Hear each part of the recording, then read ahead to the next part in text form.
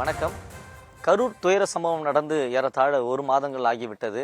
கடந்த 27ஆம் தேதி விஜய் பரப்புரை மேற்கொள்ளும் பொழுது 41 பேர் உயிரிழந்தனர். தமிழகத்தை மட்டுமில்லாமல் இந்த சம்பவம் இந்தியாவையே உலுக்கியது என்றால் அது மிகையாகாது.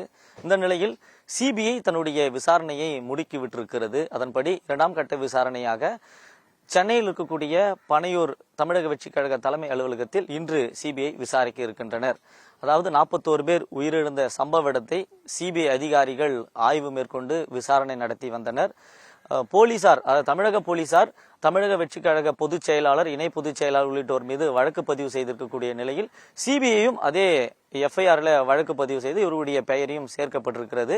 இதன் அடிப்படையில் விசாரணை மும்முரமாக நடைபெற்றுக் கொண்டிருக்கக்கூடிய சூழல்ல முதற்கட்டமாக சம்பவம் நடந்த வேலுசாமிபுரத்தில் எந்த இடத்தில் விஜய் பரப்புரை மேற்கொண்டாரோ அந்த இடத்துல டிஜிட்டல் முறையில சாலையை அளவீடு செய்தது. அதன் தொடர்ச்சியாக தற்பொழுது பேருந்தை சிபிஐ அதிகாரிகள் அளவிடுவார்கள் என்று கூறப்படுகிறது. இந்த சூழலில்தான் 2ஆம் கட்ட விசாரணையாக கரூரிலிருந்து சிபிஐ அதிகாரிகள் சென்னையில் இருக்கக்கூடிய பனையூர் தமிழக வெற்றி கழக தலைமை அலுவலகத்தில் 2ஆம் கட்ட விசாரணையை தொடங்க இருப்பதாக கூறப்படுகிறது.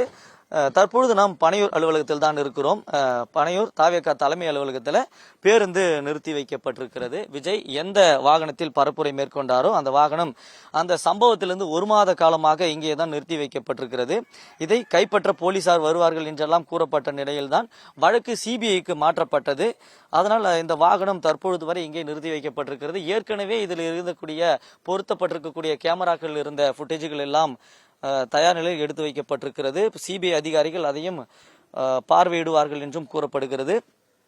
இதன்படிதான் கரூர் வேலுசாமிபுரத்தில் செப்டம்பர் 27ஆம் தேதி நிகழ்ந்த கூட்ட நெரிசல் விபத்தில் 41 பேர் உயிரிழந்த துயர சம்பவம் தமிழக அரசியல் சூழலில் பெரும் அதிர்வலைகளை ஏற்படுத்தியது. இதனைத் தொடர்ந்து உச்சநீதிமன்ற உத்தரவின் பேரில் வழக்கின் முழுமையான விசாரணையை சிபிஐக்கு மாற்றப்பட்டது. உச்சநீதிமன்ற உத்தரவின் பேரில் ஓய்வு பெற்ற உயர்நீதிமன்ற நீதிபதி அஜய் ரஸ்தோகி தலைமையிலான 3 பேர் கொண்ட கண்காணிப்பு குழு உருவாக்கப்பட்டுள்ளது.